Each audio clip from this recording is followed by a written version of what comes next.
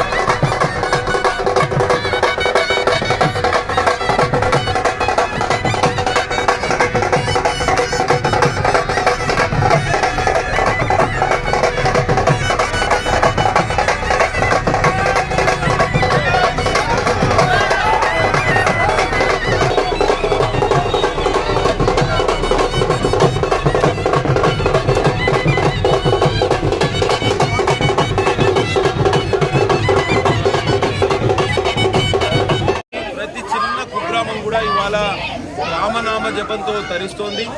ప్రతి పల్లెలో గుళ్ళున్న చోట గుళ్ళల్లో ఇల్లు లేని చోట చిన్న గ్రామ కూడల్లో పెద్ద ఎత్తున అన్నదాన కార్యక్రమాలు, భజన పోటీలు, తదితర ఆధ్యాత్మిక కార్యక్రమాలన్నీ జరుగుతున్నాయి.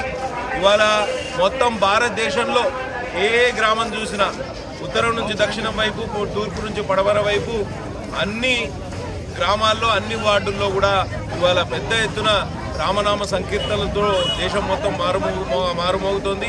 ఇవాళ కేవలం ఒక వర్గానికి ఒక మతానికే కాదు పండగ, ఇది మొత్తం భారతీయులకు పండగ, విశ్వవ్యాప్తంగా ఉన్న హిందువులందరూ జరుపుకోవాల్సిన పండగ. 550 సంవత్సరాలుగా ఎదురు చూస్తున్న రోజు క్షణం ఇవాళ అవతరించనున్నది. ఇవాళ రామ్లల్లా విగ్రహం ఇవాళ భవ్య రామ మందిర నిర్మాణం గావించిన భవ్య రామ మందిరంలో ప్రతిష్ఠింపబోతుంది. ప్రధానమంత్రి నరేంద్ర మోడీ గారు గత 11 రోజులుగా ఉపవాస దీక్ష ఉండి వివిధ గుళ్ళను సందర్శించి వివిధ ప్రాంతాల్లో స్నానమాచరించి ఇవాళ పెద్ద ఎత్తున కార్యక్రమం చేస్తున్నారు. కాబట్టి ఇవాళ ఈ కార్యక్రమాన్ని ప్రత్యక్ష ప్రసారంగా వీక్షించవలసిందిగా అందరినీ కోరుతున్నాం, ప్రజలందరినీ కోరుతున్నాం. మధ్యాహ్నం సాయంత్రం జరిగే ఆధ్యాత్మిక కార్యక్రమాల్లో విలువగా పాల్గొనాలి. రామనామ జపంతో ఊరు వాడ మొత్తం ధరించాలని వేడుకుంటూ సెలవు తీసుకుంటున్నాం. బోలో భారత్ మాతా కీ జై శ్రీరామ్, జై శ్రీరామ్, రామ లక్ష్మణ జానకి.